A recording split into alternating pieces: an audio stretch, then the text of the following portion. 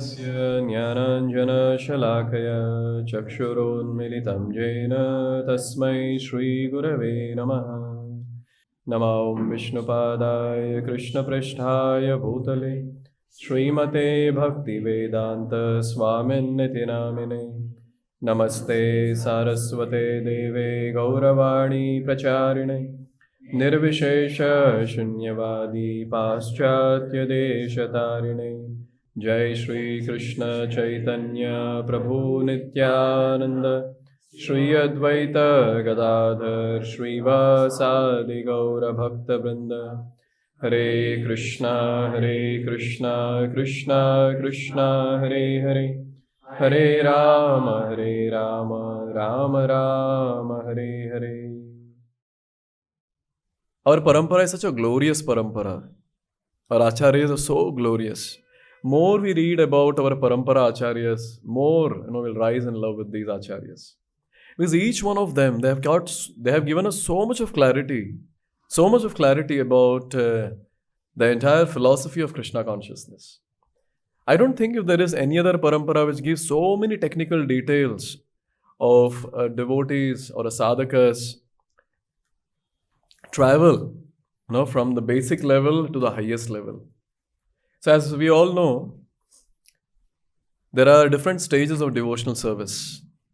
It begins with Shraddha, and then next is Sadhu Sangha, next Bhajana Kriya, Anartha Nivritti, Nishtha, Ruchi, Asakti, Bhava and Prema. And mostly we spend a lot of time in Anartha Nivritti. So what happens is many times, devotees feel this Anartha Nivritti is a very big stage, very huge stage. And actually it is. One devotee is asking, bro, kam se kam kitna time lagega Anartha Nivritti mein? Now it varies. Prabhupada says 1 moment. And it also takes lifetimes for people. But the crux here is, if we understand what is Anartha Nivritti, what are the different anarthas, and work on it individually, we can get rid of it. Therefore, here comes the role of our acharyas, especially Srila Bhaktivinoda Thakur. What a glorious acharya, Bhaktivinoda Thakur. One of the strongest pillar of Gaudiya Vaishnava Parampara. Can you imagine? He was a grihastha having such a responsible job, and he had 10 plus kids, and he was managing all that. And writing hundreds of songs and hundreds of books. And that too not some ordinary ones. Very, very deep. Very, very deep. So one such book that Bhaktivinoda Thakur has written, it is titled as Sri Chaitanya Shikshamrita. In that, Bhaktivinoda Thakur, he elaborates, especially on this topic of Anartha in one of the sections. So he begins saying, there are 2 types of Leelas of the Lord. One is called as Nitya Leela, one is called as Naimitika Leela. Nitya Leela means eternal pastimes. Naimitika means occasional pastimes. So Nitya Leela goes on in the spiritual world. Even here, on this world where we have various holy places where Lord has performed his pastimes, there also it eternally goes on. But specially he talks about spiritual world, and he says that in the spiritual world, it goes on. And the Leelas are divided into 8 parts. So 24 hours, so 3 hours each. So 8 parts. So technically that's called as Ashtakalya Leela. So that is the thing that takes place in Goloka Vrindavan. Same thing is seen here also when Lord does his pastimes in Bhauma Vrindavan. But in Bhauma Vrindavan, there is something that gets added. And that is occasional pastimes also get added. Naimitika Leela also gets added. Naimitika Leela is somewhat present indirectly in the Goloka Vrindavan. But it fully manifests here in this material world. Now what are these Naimitika Leela, occasional pastimes? Lord entering Vrindavan, Lord exiting Vrindavan. Now this cannot take place in Goloka Vrindavan. So he remains eternally. But then in Bhauma Vrindavan, here he manifests this occasional pastime of entering Vraja, exiting Vraja. Along with that, here in Bhauma Vrindavan, he manifests various wonderful pastimes which are very, very amazing, with a lot of action and a lot of maza for many people. That is killing of demons. Now, killing of demons is not there in the spiritual world. Because spiritual world, there is no envy. So where is the question of no demons? And even if demons are there, I was hearing in one of the class, I don't have reference for it. So that devotee was saying that even if demons are there, they'll be just like a toy for Krishna to play. That's it. Not the way the demons manifest here in this material world. So these are the two pastimes. So our Acharya says, especially Srila Bhaktivinoda Thakur, he stresses the point and he says, these occasional pastimes are very, very important for sadhakas like us, who are struggling in the stage of anartha nivritti and below. Especially killing of demons, very important. But these pastimes may or may not be that important for those who have already reached the higher stages, and they will have their own higher meditations. So here comes the understanding that Bhaktivinoda Thakur gives. He says that all the different demons that came in Vrindavan Leela, all those demons, they represent different anarthas in our life. And he says that if we study these pastimes properly, attentively, and pray to Krishna, those specific anarthas will be removed. Therefore, I said our acharyas are glorious. So they describe the pastime, they describe the intricacies of the pastime, and they also give the understanding that this demon represents which anartha and what we should pray to Krishna. So like this, what Bhaktivinoda Thakur has done is, he has listed down 21 such events in Krishna Leela, in Vrindavan, and he gives equivalent anarthas in us, which we need to pray to Krishna to get it destroyed. But what we'll do today is, we'll try to focus only on those demons who came to kill Krishna. Yes. This 21 is a huge number. The first thing I did is I asked how much time we have for the class. So, you know how many demons came to kill Krishna in Vrindavan Leela? Means which are documented in Bhagavatam. According to our acharyas, every day 3 demons came, looks like. Morning, afternoon, evening. Because the Lord and His devotee friends, all the gopas and all the gopis, they will be so absorbed in the pastimes that they would not remember that now it's breakfast time, now it's lunch time, now it's dinner time. They'll not remember all that. So therefore, demons would come to remind them. So Krishna will kill the demon in the morning, oh chalo, breakfast time. Then he'll kill a demon in the lunch time and then okay, lunch time. That's how they would get reminded of. And evening when they kill the demon, abhi ghar pe jana hai. So in this way, demons would come. So we have so many demons like that. But in Srimad Bhagavatam, Shukadeva Goswami, he has documented for the welfare of all of us 13 such demons. So 13 demons who came to kill Krishna. And these 13 demons, they represent some specific anartha in our life.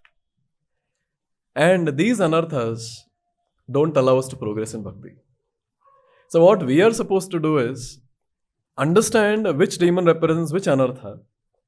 And if we have that particular anartha in us, because in the stage of anartha nivritti, this is what we are supposed to do. Firstly, find out which anartha is troubling us. Second, pray to Krishna for the removal of that anartha. And specifically here Bhaktivinoda Thakur says, by studying that particular pastime, we will get rid of that anartha, along with our intense prayers to Krishna. But there are 2 demons which we have to endeavor. There are 2 types of anarthas which we have to endeavor, then Krishna's mercy will flow. For other anarthas, you directly go and pray to Krishna. I'm getting troubled with this anartha, you please help me. So we'll try to unfold this, when we go demon by demon. Yes. And try to explore, one by one. So beginning with the first one, Krishna appeared in Mathura and he was transferred to Gokul Mahavan. So in Gokul Mahavan, when Lord he had spent only 6 days, a demon came. Name was Putana. So demoness, Putana. So she came. And as all of us know, this demon or demoness, she came in a very, very beautiful form like a gopi. And she entered Gokul Mahavan. And she tricked everyone by her beauty. And then finally she entered the house of Nanda Maharaj. Directly she went to the place where Krishna was on the cradle. And then she picked up Krishna, she started feeding the milk. It was not milk, with some badam flavor or something. Yes.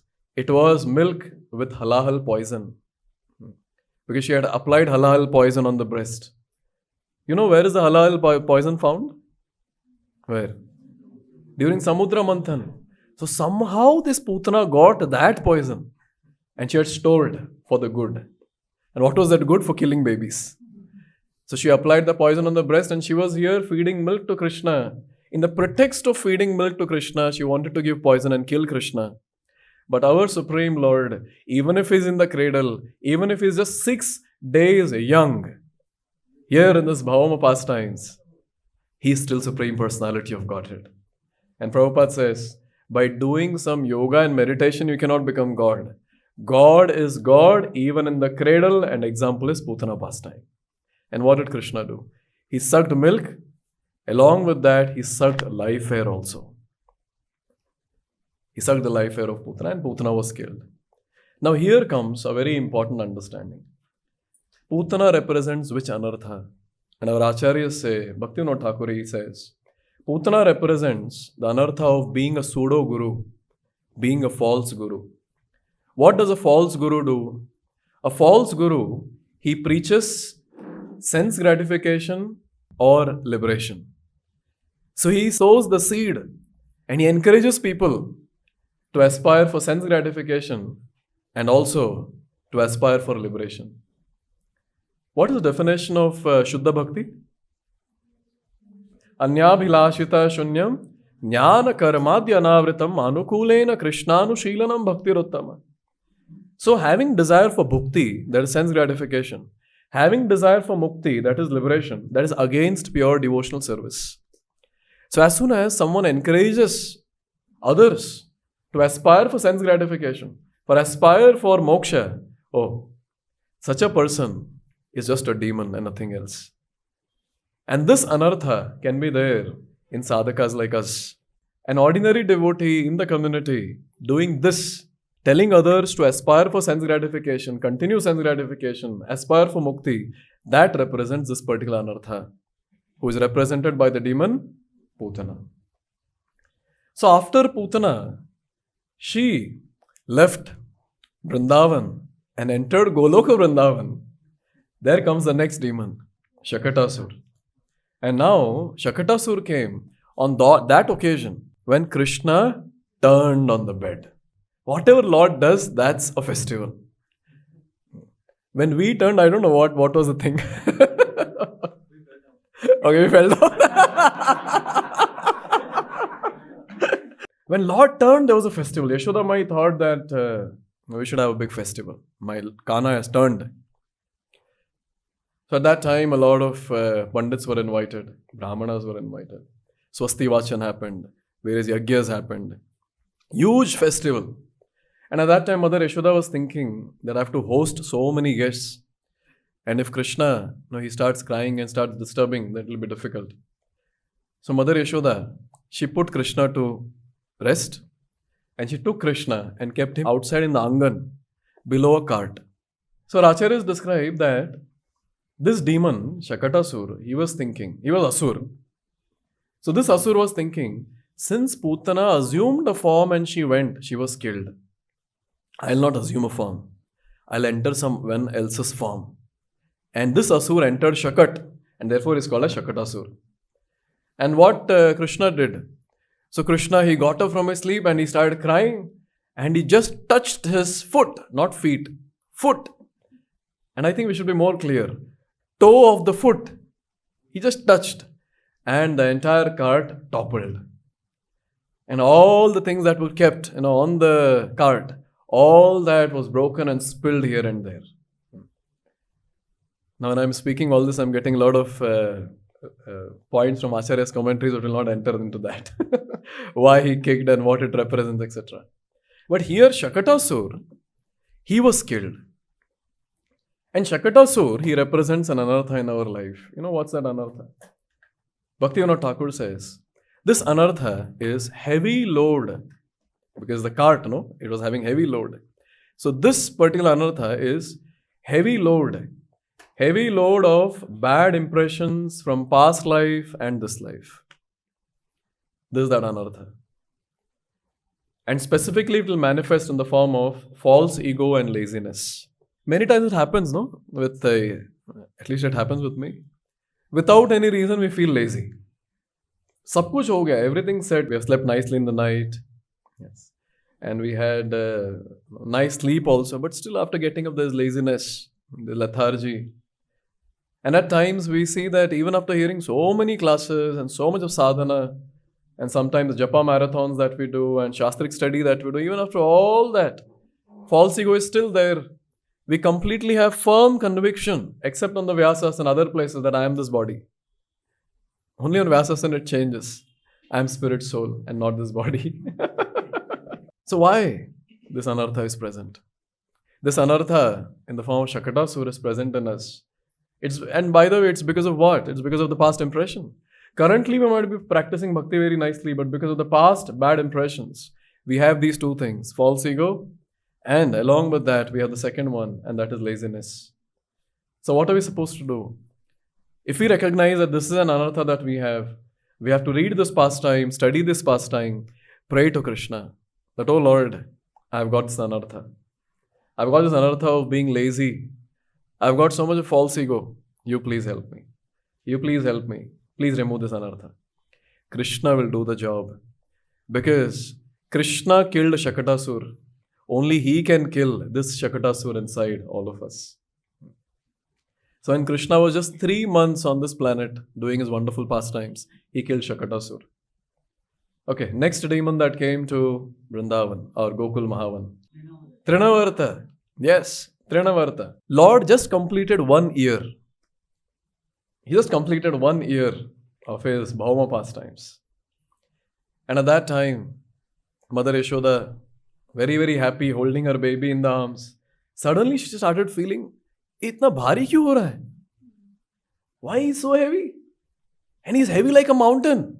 So she kept Krishna down and she started thinking, has some ghost entered this boy? Arey Baba, ghost run away because of this boy. How can ghost enter this boy? And she started thinking a lot of things. Am I an illusion? Hallucination? And she started praying to Narayan. Oh Narayan, please help me. Please help me. Please help this boy. And then she went inside the kitchen. At that time, this demon came, the whirlwind. Why Trina Avarta? Why Trinavarta? Because this whirlwind carrying a lot of Trina, grass, dust. And the demon came. Our acharyas also say that Krishna had a desire in his wonderful baby form. He wanted to fly like birds. So one day he was telling Mother Yashoda, I want to fly like that bird. And Mother Yashoda is like, not possible. And Krishna said, I am God. How is it not possible? I'll make it possible. And at that time, this wonderful pastime manifested. And guess what? The Asur came and he took Krishna and he's taking Krishna higher and higher and higher. What do you think? Krishna was fearful? Krishna was happy? Krishna was happy. The free ride that he's getting. And finally, when Krishna went atop, looks like Krishna was bored now, enough. With his very, very little small hands. Just imagine, 1 year old baby. In this world itself, the babies are so soft. And we're talking about all the babies put together, all the softness put together, that baby, Krishna. He is pressing the neck of Trinavarta. And now Trinavarta started feeling choked. Not out of ecstasy, because of the pressing by Krishna's hands. And finally he suffocated. And he died. Now he died in the air. And finally the demon came down. Or I shouldn't say like this, he died in the air, because the description says he was so choked, he was feeling so heavy. Krishna was already very heavy for him. And he came down thrashing on a stone slab. And he died. Now here Trinavarta, he represents a very important anartha. And this anartha is false pride. False pride produced by useless scholarship. Now it's very important to understand that sometimes, when we read things from here and there, it might not be from Bhagavad Gita, Srimad Bhagavatam, some other literatures. And we try to argue with people, debate with people to establish that in the association of devotees. That's actually an anartha. Srila Bhaktivinoda Thakur, in his article on Bhaktyalok, when it comes to the topic of Prajalpa, he writes that there are 8 types of Prajalpa. And one type is this, useless arguments. And why arguments come? Why do we argue? Because I'm confident what I know is correct. That's the best. That's the best. So because of that we argue. And whenever we have this mentality, this tendency, we have to understand that this is because of the false pride. Why false pride? It's not true pride, it's false pride. Because the knowledge that we have is not complete. The knowledge that we have is superficial. So based on that when we argue, so that's called as false pride. And this anartha, false pride, is very important to give up. Therefore, here Lord Krishna, what he does, people with false pride, they'll go higher and higher and higher. And Krishna knows what to do. He'll strangle that person and then he'll get him down and thrash him down on the stone. And what will happen? The devotee will not be killed, don't worry. But the anartha will be killed. Yes. So what are we supposed to do if we feel this anartha is there in us? Study this pastime. And while studying this pastime, pray to Krishna that, oh Lord, I have this false pride. You please help me. You please kill this Trinavarta inside me. And Krishna will do the needful. Abhi see, when Krishna does the needful, thoda dukhega. It will pain. But that devotee is very sincere, who really wants to get rid of anartha. See, one is dialogue, that I really want to get rid of anarthas. I want to attain Krishna Prem. It's a dialogue. And the ones who actually feel that I want to get rid of anarthas. I really want to attain Krishna Prem. And how does Krishna test person A and person B? By doing the needful. He starts doing the operation. And when the operation is going on, at that time, the person A, he requests Krishna, enough. Next life. Abhi nahi aur nahi. But the person B will tell the Lord, continue. I want to get rid of this anartha. Kuch bhi ho jaye, nikal do isko bas, nikal do. I'll tolerate. Nikal do ise. So such a devotee will be able to get purified. So this is Trinavarta representing false pride. Okay, little difficult question. Which demon came after Trinavarta? Vatsasur came, yes. When Krishna was around 3 years and 4 months, at that time, it is described that Krishna took charge of calves. In fact, at that time itself, Krishna went to Yashoda Maya and he started saying, just imagine, 3 years old boy, I've become very strong. I can herd the cows. And he was so adamant on this that Mother Yashoda and Nanda Maharaj had to sanction his desire. But not cows, you take calves. And you cannot go very far. Little outside Vrindavan. That's it. So that any time Mother Yashoda can go and check, get them back. That's why we have pastimes where they have gone to herd the calves, and when it's lunchtime, at that time Mother Yashoda goes and calls Krishna. Rohini goes and calls Krishna. So they are very nearby. That's what it means. So since the Lord was herding calves at that time, by the way, herding cows and calves is just for namesake. It's about playing. He was there in the forest for playing. And little bit herding of the calves and cows. See, herding means what? The cowherd man has to be really vigilant that cows shouldn't go here and there and things like that. But which calf or which cow will go away from Krishna? They are so attracted to Krishna. They are all around, all the time. And Krishna would have his own wonderful pastimes. So at that time a demon entered and he took the shape of a calf. And Krishna has got lot of calves. And his friends also came with lot of calves. So lakhs of calves there. But still, Krishna is a person. And he has a personal relationship with everyone, including each calf. They are the foolish ones who says that Krishna is impersonal. No. Your God might be impersonal, but not ours. He is a person. And he has a personal loving relationship with everyone, including each and every calf. So suddenly when there was a new calf, so Krishna is telling Balram, Bhaiya, dekho. Looks like he's a new calf. And Balram smiled. And Krishna also smiled. And Krishna said, I'll do the needful. And Krishna went near that calf. And immediately that calf jumped to kill Krishna. And at that time, Krishna held the legs of calf, turned him and threw him. And the calf was dead. And there was a celebration after that. Now, what anartha does Vatsasur represent? Srila Bhaktivinoda Thakur says, Vatsasur represents childish mentality, immature mentality, which gives rise to a type of greed for sense gratification. We might have seen small kids, sometimes very greedy. Even if there are 10 chocolates, they want all of them. They'll not share with anyone. Obviously, there are some sadhu kids also who will give away everything. And I'm talking about normal ones. So it's very natural. They want to keep everything. That's a childish mentality, immature mentality. So greed for sense gratification. And Srila Bhakti Siddhanta Saraswati Thakur, he comments on this particular demon. And he says that the childish type mentality, especially for those kids who are growing and are attaining puberty, especially about them he speaks, and for the elders who have the same mentality, the desire for sensual enjoyment, desire for sex. So, but obvious when the person attains puberty, so such desires might creep in. And Srila Bhakti Siddhanta Saraswati Thakur, he writes this article in Harmonist, and he says, it's the job of the parents to train the kids, especially the boys, as proper upright brahmacharis. He writes this very clearly. Because if they are not trained as proper brahmacharis, then they'll not be able to do justice in the society.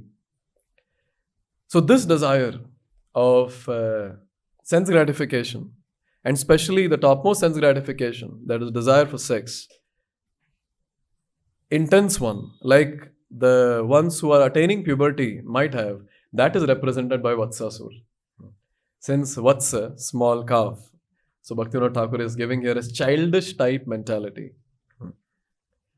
So this is the fourth anartha that is described very beautifully in Sri Chaitanya Shikshamrita. Okay, let me see if you can guess the next demon. Next one. Haribol, Bakasur, yes. So Bakasur came as a stock demon, yes. And he was standing on one leg in the water. He was standing like a yogi in deep meditation. But these birds, they stand on one leg like yogi in deep meditation. But their meditation is fish. The meditation is fish. As soon as they see some fish, little carelessly moving around their feet, immediately they'll grab and eat it up. But this stock demon, Bakasur, he was so huge like a mountain.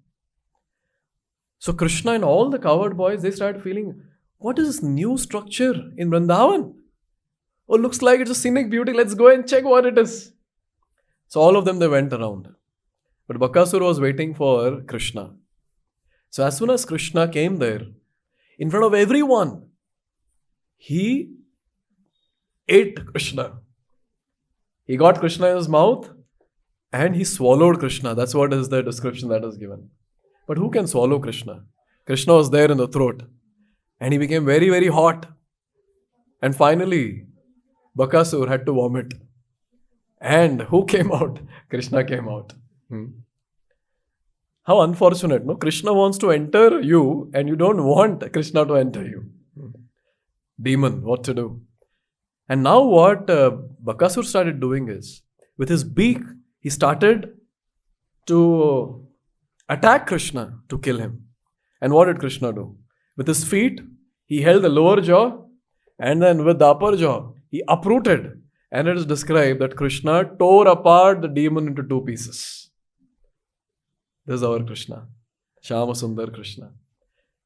Now Bakasur, he represents a very important anartha which might trouble many of us. That is false and dishonest dealings. False and dishonest dealings. And especially this arises because of duplicity or dishonesty in us. Kutinati can also be a word for this, as our Acharya is described. False and dishonest dealings. See, in general, Majority of us, since we have come from the background of materialism, this will be there. But then, as we come in the association of devotees, we have to curb this mentality, false dealings, dishonest dealings. We have to follow dharma. We cannot deal in black. No, devotees cannot. Now, someone might say, Prabhuji, I am doing black dealings, but then I don't see any effect on my chanting. I'm completing my 16 rounds every day. But you know what? It's just a matter of time that this anartha will attack and our sadhana will get hampered completely. And especially our dealings with devotees, it has to be straightforward. If our dealings with devotees is not straightforward, then tell me, what's the point? Outside also there's so much of duplicit dealings. Here also duplicit dealings. So one thing is very important in the circle of devotees, especially we preachers, have to speak about principles of dharma. And especially this principle that false dealings, dishonest dealings shouldn't be found in the association of devotees.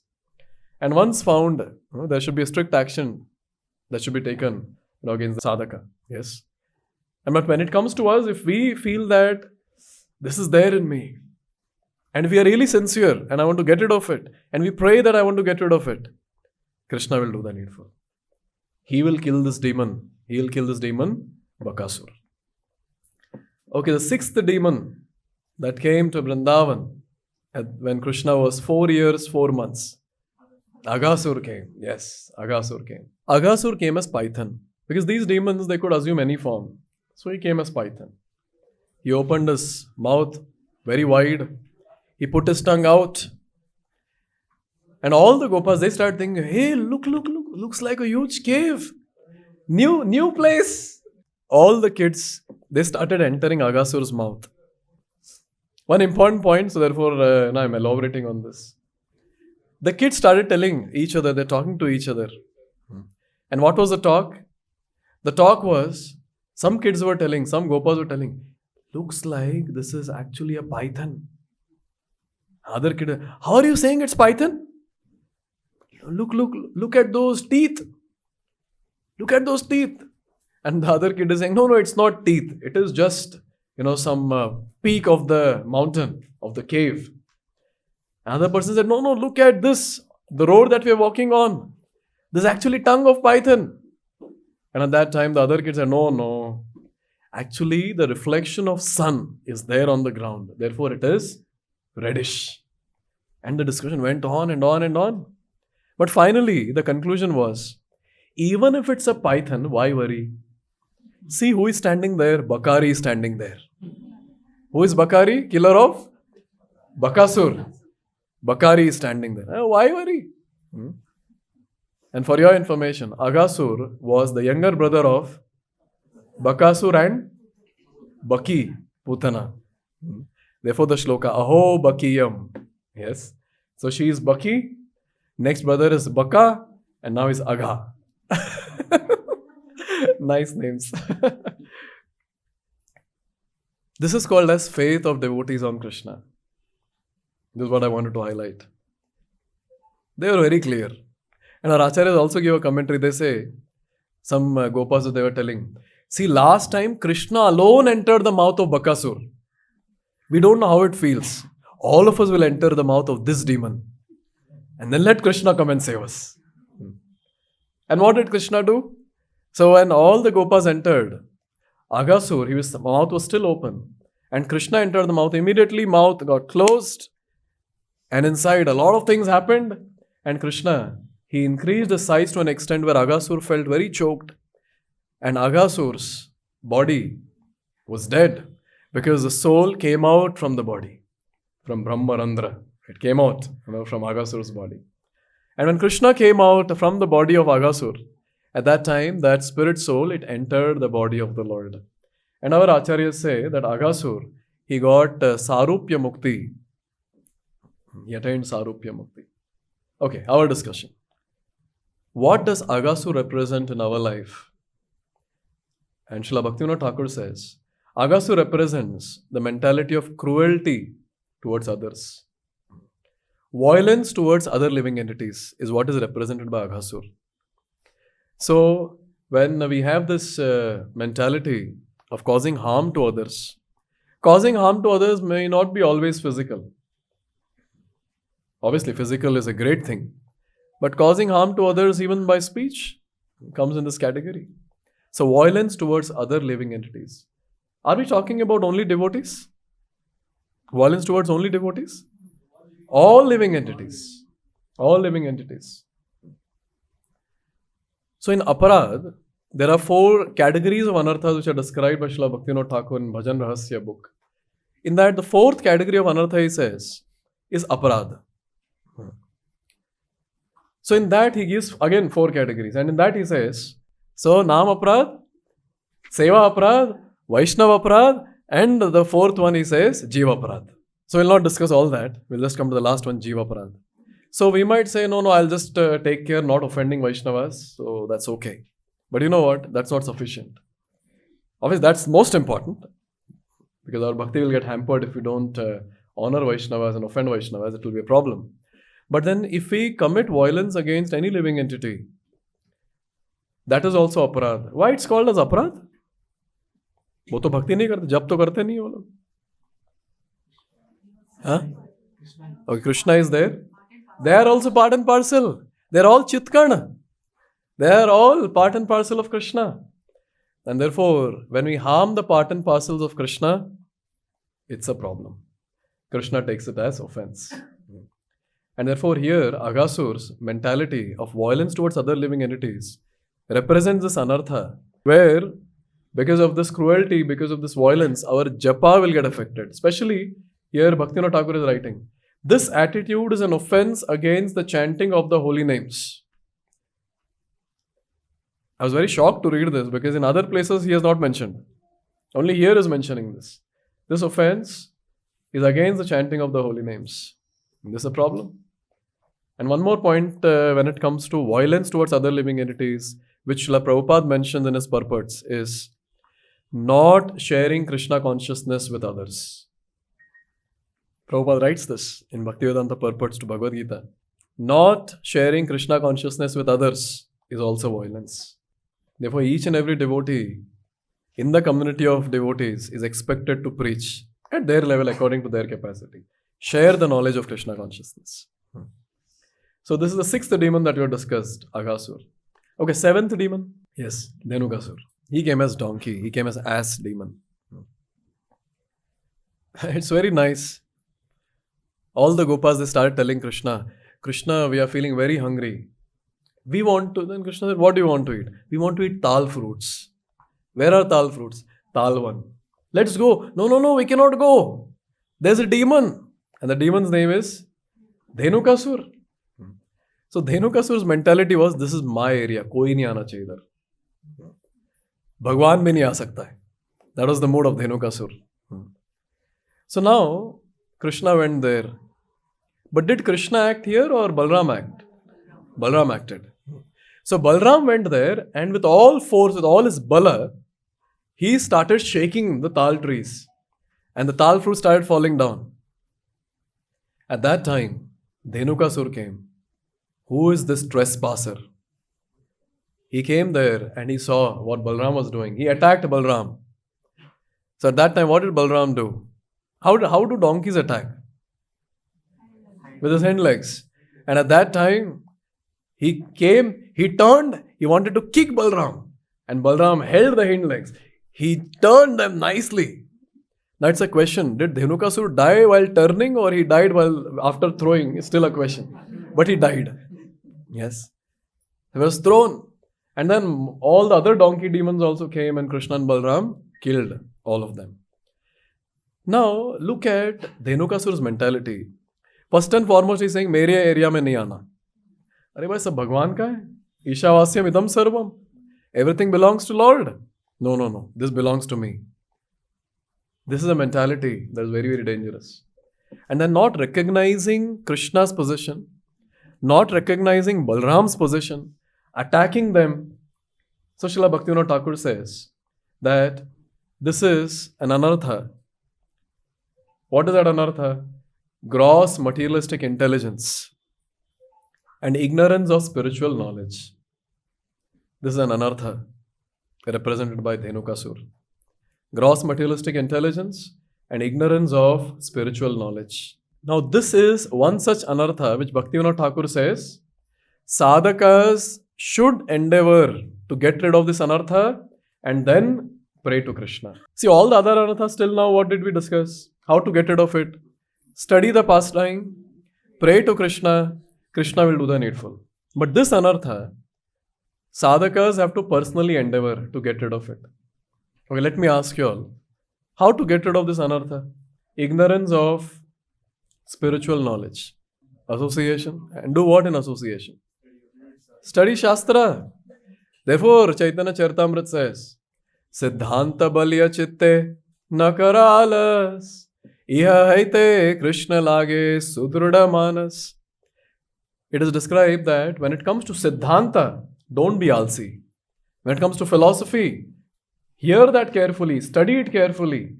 Because Siddhanta is what will give us clarity. And when Siddhanta is clear, then we can apply our mind firmly on the lotus feet of Krishna. Many times devotees feel very nice when it comes to pastime classes. Prabhuji, aur bataiye. Aur thoda leela bataiye. That's nice.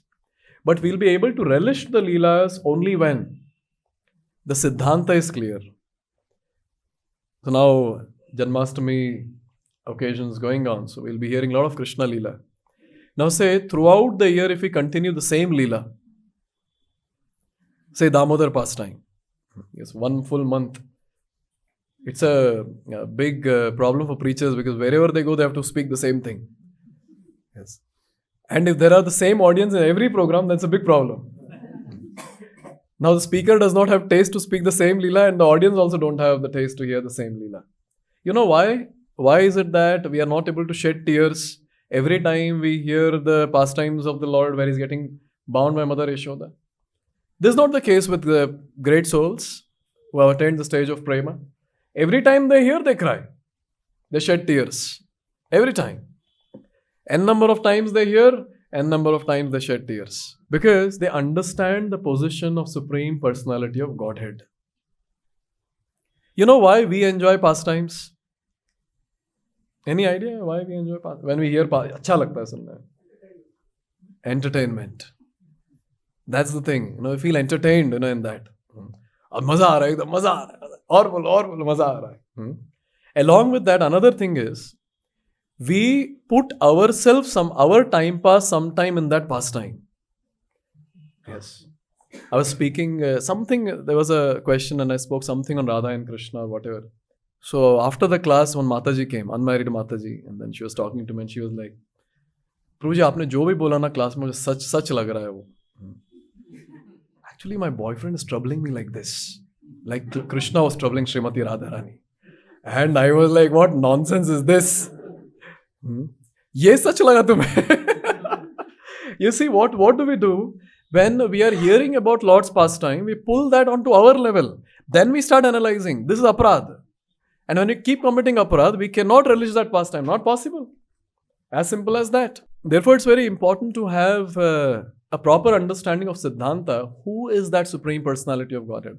Why is it that Srila Prabhupada keeps speaking about it again and again that Krishna is Supreme Personality of Godhead? If you all want, you can do this activity. Pick up any lecture of Prabhupada and count how many times he says Krishna is Supreme Personality of Godhead. You'll find good number of times in every lecture Prabhupada says this. But sometimes devotees say, why Prabhupada is repeating this again and again?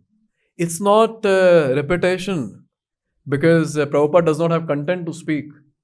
He has so much of content to speak, but he's not able to speak because we are not qualified. So much.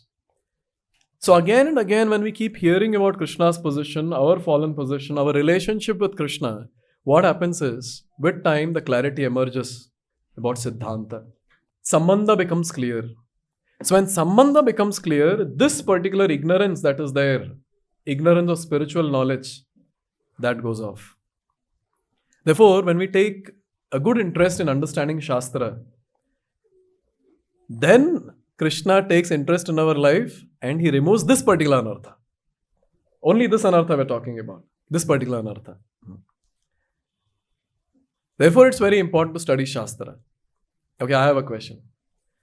अभी जिनको पढ़ना नहीं आता वो क्या करेंगे फिर? मतलब ये अनर्थ तो कभी जाएगा ही नहीं फिर उनसे तो. They can hear, they can do Shravanam. So the fact is, no one is spared from this particular activity of understanding Siddhanta. No one is spared. You're literate or you're illiterate, does not matter. What matters is, are you endeavoring to understand the Siddhanta properly or not? That matters.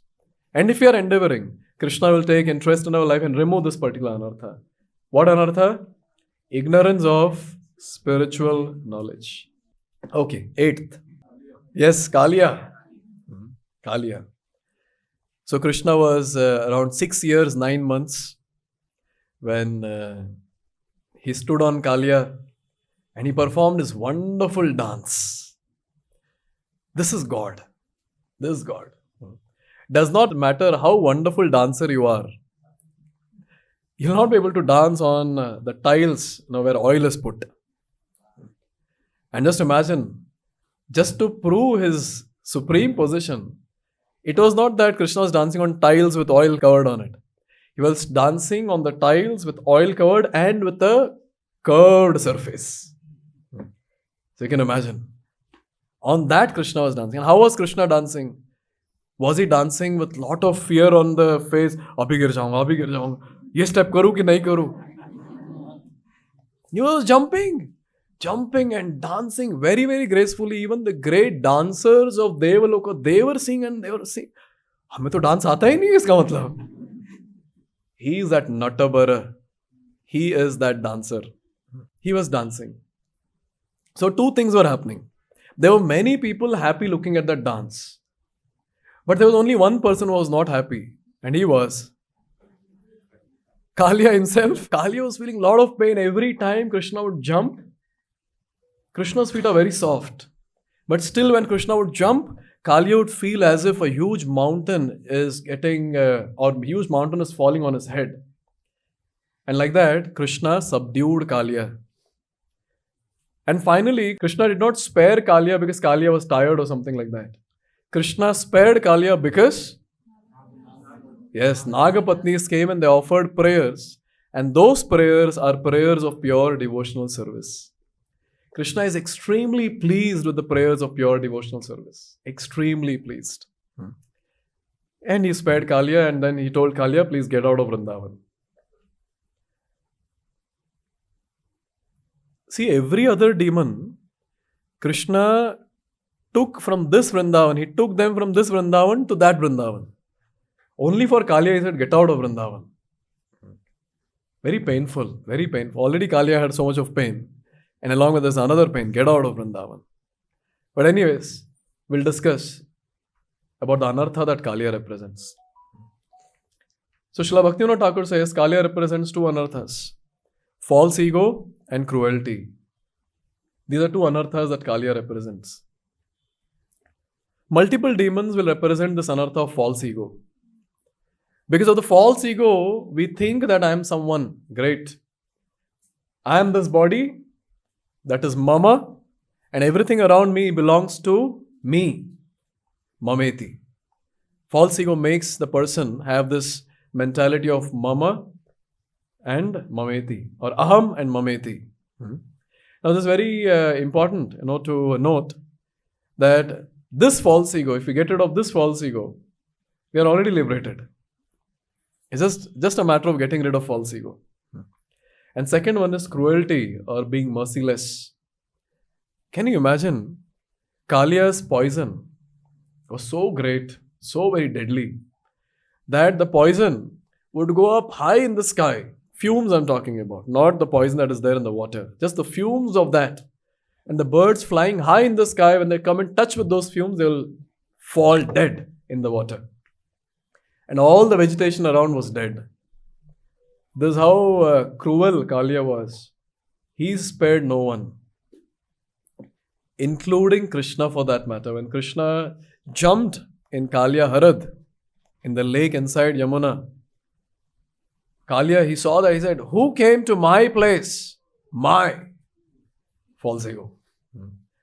And Krishna might think, अरे भाई मेरा है, तेरा क्या है? It's mine. Krishna can use this word mine, we cannot. Yes. And this Kaliya, as soon as he looked at Krishna, he went and he bit Krishna on the chest.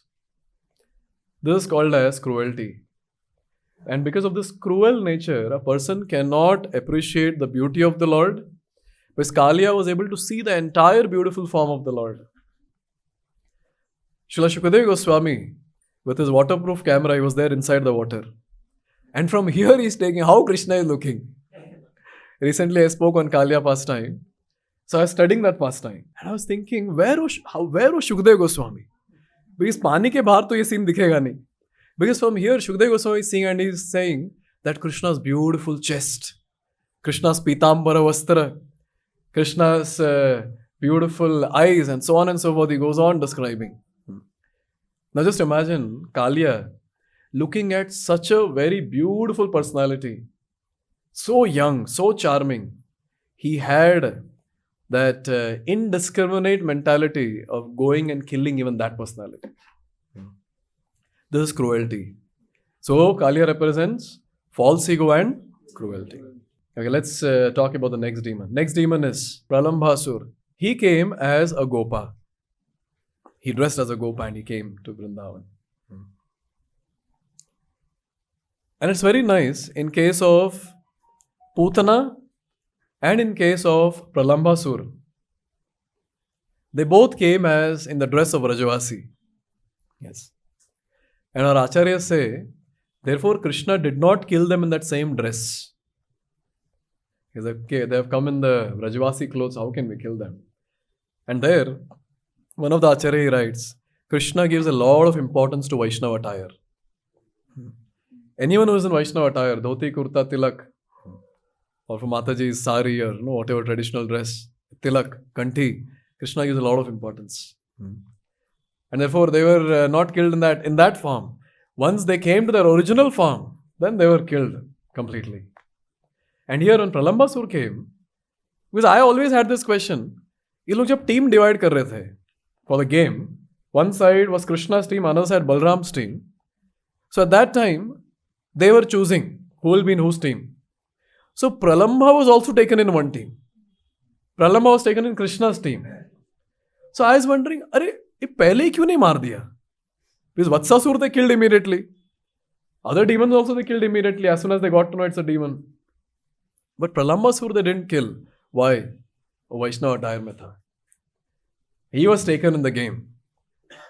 And in this game, Krishna's group and Balram's group, which group won? Balram's group won. And Krishna lost. And the game was, whatever the game was, the outcome of the game was this. Whoever loses should take the other members of the other group on their shoulders and take them around. So at that time, Krishna took Sridama and Pralamba, he took Balram. Now everyone was going because their entire game was you start from one end, you have to go till that end. And while going like that, Pralamba, he started thinking, these two brothers together will be difficult. एक के बाद एक deal करते हैं. And then he took Balram on one side. And when Balram was taken to another side, you know what? Balram became fearful. ये कहाँ ले जा रहे हैं? मेरे सारे friends वहाँ जा रहे हैं. Where are you taking me? At that time, Balram started becoming heavier, became very, very, very heavy. At that time, अरे Vaishnava attire छोड़ो, निकाला Vaishnava attire, and then he came back to his original form. And at that time, Balram saw, and एक मुक्का मारा उन्होंने. Only one punch, and Pralambasur is killed. So here, our acharyas describe a very important anartha, which many sadhakas struggle. Two things. One is lust for the opposite gender. That is adultery or sexual debauchery. And second is desire for pujala pratishtha.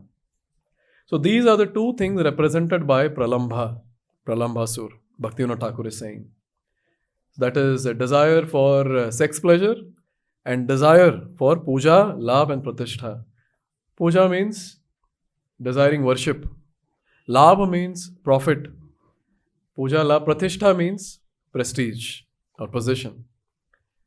And we will see this, that it's a very, these are two difficult things to get rid of. When it comes to even the 4 regulative principles for that matter, meat eating, gambling, intoxication can be given up, both on the subtle platform and the gross platform. But the illicit sex, maybe on the gross platform, we might have given up, but then still on the subtle platform, it might exist in the form of desires. And second one, that is puja la pratishtha. Our acharyas have condemned this so much, Just for example, ekdam graphical picture dete our acharyas.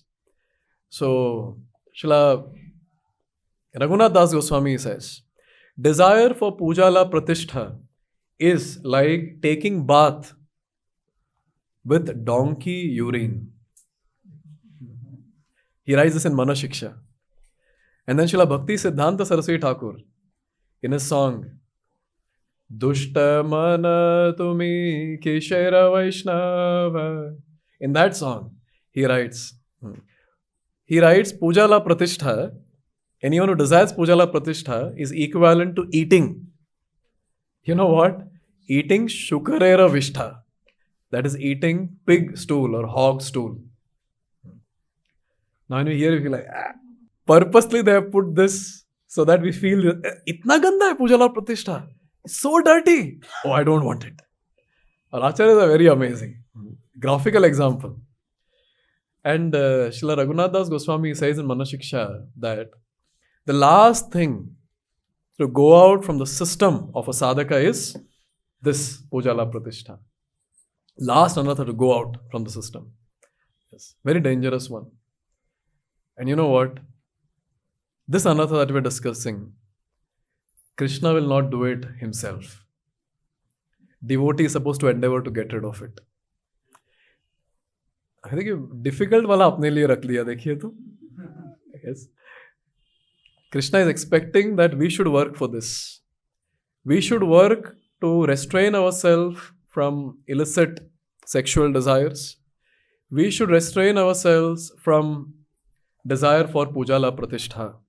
And when we try to do this, when we try to endeavor towards this, at that time Krishna will intervene in our life and he will come and he will remove. Till then he will not remove. Srila Bhaktivinoda Thakur, he says that lusty attractions for the opposite sex, greed for money, desire for sense gratification, inclinations for increasing one's honor and false prestige, and desire for being worshipped, these are all certainly very strong obstacles and are very difficult to overcome. But if one understands that they are very detrimental for one's development in Krishna consciousness, one will try to very enthusiastically cast them out from their life. And when they try, at that time Krishna will come and help them to get rid of it. Yeah, 9th anartha that we have discussed. Pralambasur within us is the desire for illicit sex and the desire for puja la pratishtha. 10th demon who came to kill Krishna. Shankachuda. Shankachuda. Why Shankachuda?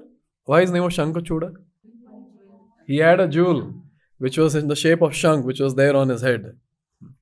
Look at his arrogance. Krishna and Balram were having their wonderful pastimes, with the respective groups of gopis.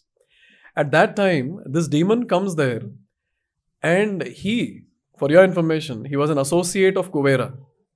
So like Nalakuver and Manigrave, he was thinking, everything belongs to me. I'm so opulent.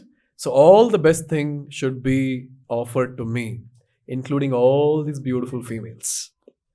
In front of Krishna and Balram, he had the arrogance to take all the gopis. All of them. And at that time, Krishna and Balram, they started running towards Shankachuda, Asura. And Shankachuda, he saw that these two are running towards him. He immediately left all the gopis and he started running. But then Krishna cannot stop here. He has attacked topmost devotees of Krishna. So at that time, Krishna ran behind him, punched him, killed him. Not just this, he removed the jewel from his head and then he gave it to his bhaiya. Bhaiya aapke liye. Yes, gave it to Balram. So now Shankachuda, again, Shankh-Chuda also represent a similar anartha, that is, desiring the association of opposite sex. And specifically, along with this, desire to be worshipped. Puja, the desire for puja is described here specifically. So this is what Shankh-Chuda is representing. Association with the opposite sex and desire to be worshipped. And if we pray to Krishna, that please remove this anartha, Krishna will remove this anartha. Now, looks like this is a shortcut to get rid of the previous anartha. Yes. So you can always pray, Krishna, see this anartha you can remove. So please remove this anartha. I beg at your lotus feet. Okay, 11th demon was Arishtasur. Arishtasur came as bull. And when he came as bull, he was not just bull because he was roaring like a lion. And all the Vrajvasis were very much harassed by that sound. And Krishna came there. And so wonderful. Arishta is there somewhere far, Balram or some other Gopa. And Krishna is standing with one hand on him. Ekdam style mein. Whenever I read about Krishna, I feel like, Hamare Bhagwan sabse stylish Bhagwan. Alag, ekdam. He's standing like that. Aa beta, tu aa. Come. And Arishta is coming very fast with his horns towards Krishna. But Krishna is not scared. He is standing there. And once when Arishta came, Krishna held his horns, pushed him behind. Again he came. Again Krishna held his feet, turned him, put him down. And guess what? Arishta died. And what does Arishtasur represent? Specifically here it is described. Arishtasur represents disregard for bhakti. And whenever there is word bhakti that comes in Shastra, we have to always remember that it represents Shuddha Bhakti, pure devotional service. Because the entire discussion that we are having is about pure devotional service. See, because of whatever contaminated state of ours, past life, this life or whatever, there might be a possibility that we might show disrespect towards the process of Shuddha Bhakti, towards Krishna. Sometimes we might say, अरे ये सब नहीं होगा, मुझे नहीं लगता ये सब हो. ये कैसे हो सकता है?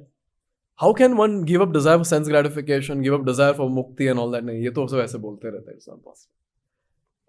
Or discouraging others to do it, or blaspheming, etc., etc. So in whatever way we disregard Shuddha Bhakti, reject Shuddha Bhakti, that is represented by this demon Arishtasur.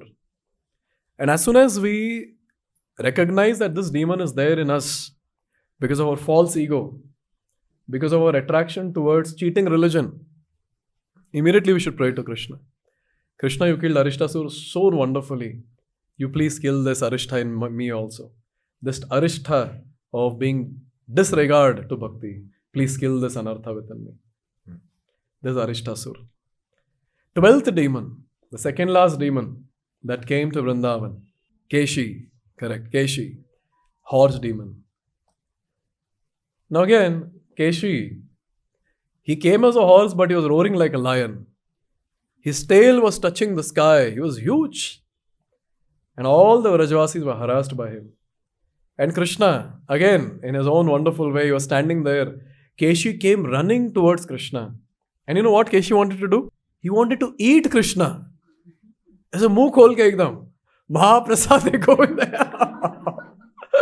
Obviously, we agree Mahaprasad and Krishna are non-different, but then he came with his mouth open. And at that time, you know what Krishna did? I will fulfill your desire. And Krishna put his left hand inside the mouth. And Keshi closed his mouth. And you know what Krishna did? Krishna expanded his hand. Krishna expanded his left hand. And when the left hand got expanded, so Keshi, he was choked. And when he was choked, he died. So Keshi died. Krishna Aram say he removed his left hand. So now here, Keshi represents a very important anartha. This anartha is self-conception. You know what's the self-conception? I am a great devotee and spiritual master. And also, having false ego because of some position or opulence in life. This anartha is represented by Keshi. Now sometimes, this feeling might come. Just imagine one devotee says, Prabhu, you're a great devotee. We might say, nahi, nahi, nahi. Aaj hi class mein suna tha, main nahi hu. Another devotee says, another. Now just imagine some 20 devotees saying you're a great devotee. Ek thought to aayega na. Looks like they're speaking of fact.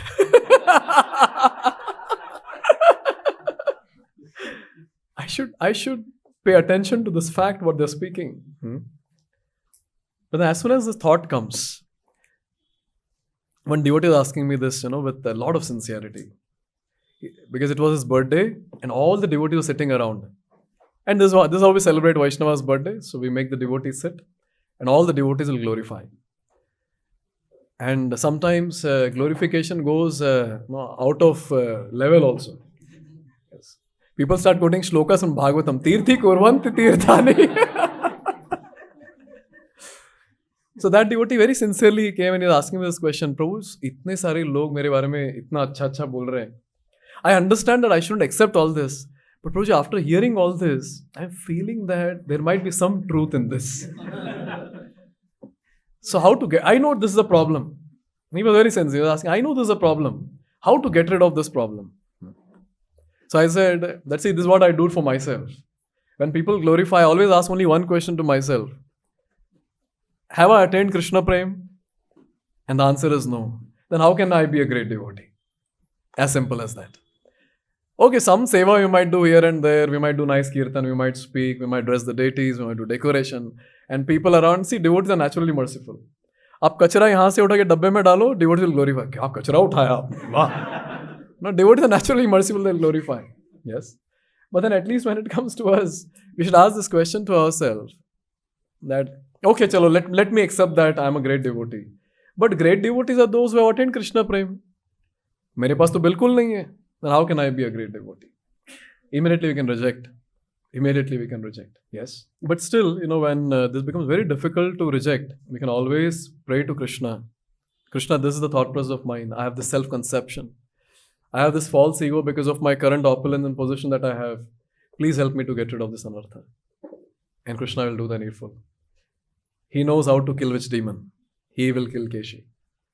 And the last demon that came to Vrindavan, 13th demon was Vyomasur. Yes, Vyomasur. So Vyomasur, he was the son of Maya Danav. He came and he wanted to participate in the game that all the kids were playing. And the game was all about chor and police. See, even in this world when you play, chor, police and all that, it comes from Vrindavan Leela. Yes.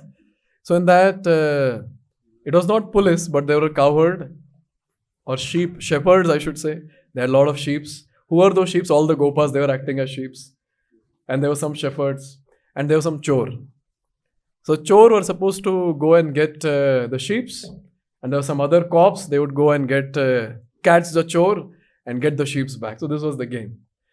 So Vyomasur, he, what role he took? Sheep, shepherd, police, chor. 4 options. He became chor. What other position he'll take? He was a chor, he became chor. He came there, he started taking one gopa after another. And what happened is with time, the number of shepherds reduced. Because sheep were reducing, so the shepherds started becoming sheep. Because the game has to go on, no? Then after some time, they started thinking, gaye kahan itne sare sheep? And then Krishna saw that, this chor is taking. And then it was seen that he was taking all of them and he was putting in a gufa, in a cave. And he was putting a big boulder in front of the cave. And all the gopas, they were shouting, Krishna, Krishna, please help, from the cave. So Krishna, what he did? He saw Vyomasur, he ran behind Vyomasur. And very easily he killed Vyomasur. And here Vyomasur, for all of us, he represents that desire to associate with thieves and false devotees. Association of thieves and false devotees. This desire, the anartha, or this desire is an anartha. And this anartha is a very deadly anartha because the definition of Vaishnav given by our Acharya is, even in Chaitanya Charitamrita it is given, Asat Sang Tyag Ei Vaishnav Achar So first quality of Vaishnavas, you give up asatsang. You give up asatsang. And asatsang is this: giving up association of adharmic people, giving up association of those who are pretentious devotees. We should be very, very careful. You know what do you mean by sadhu sangha? Sadhu sangha means associating with those. Chaitanya Charitamrita says, Sajatiya ashaye snigde sadhu sangha satovare. Whom are we supposed to associate with? We are supposed to associate with those who are little more higher than us or advanced than us and who are compassionate onto us. That is proper sadhu sangha. Yes. Now we cannot associate with anyone and everyone because our association will determine, are we advancing or are we degrading in our devotional service. Therefore, asat sang tyag is very, very important. But the desire to do sangha of asat is an anartha. And sometimes we will see, if you are not a very intense devotee or a pure devotional subject matter सब अगर heavy होता है ना, then we'll make our own group. And that group will be light group. Yes. Not a very heavy, light group. आराम से करेंगे जो भी. And in that light group, Prajalpa begins. In that light group, all the problems begin. Therefore, Bhakti mein there is only one option: intense group and nothing else. So these are the 13 anarthas described by Srila Bhaktivinoda Thakur. By the way, he has described 21 anarthas, but we picked up only the demons who came to kill Krishna. But what Bhaktivinoda Thakur has done is, he picked up the events like Nalakuere and Manigrave, Indra, all those events also he has picked up and he has given what anarthas they represent. But what we have covered today are 13 demons who came to kill Krishna in Vrindavan. So this is all in Vrindavan Leela. So Bhaktivinoda Thakur says, anyone who wants to do pure devotional service, he terms it as Vraja Bhajana. They should take care of these 13 demons, or 21 for that matter, and pray to Krishna and get rid of it, except the two, which we discussed elaborately. A quick revision of all the 13. You have to name the demon and name which anartha they represent. First demon, Putana. It represents Pseudo Guru. Second, Shakatasur represents heavy load of bad impressions. Third is Trinavarta. Trinavarta represents false pride by useless scholarship. Yes. Fourth, Vatsasur, childish mentality which gives rise to greediness. Yes. Fifth, Bakasur, false and dishonest dealings. Sixth, Aghasur, violence towards other living entities. Yes. Seventh, Dhenukasur, ignorance of spiritual knowledge or gross materialistic intelligence. Eighth, Kalya, false ego and cruelty. Ninth, Pralambasur, adultery, desire for puja, labh and pratishtha. 10th, Shankachoda, yes, association with the opposite sex and desire should be worshipped, puja. Yes.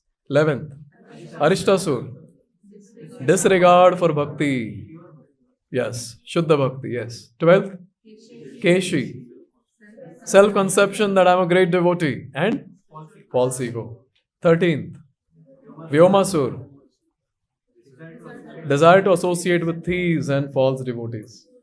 So out of these 13, 11 anarthas, we can directly read these pastimes, meditate on it, pray to Krishna, Krishna will remove.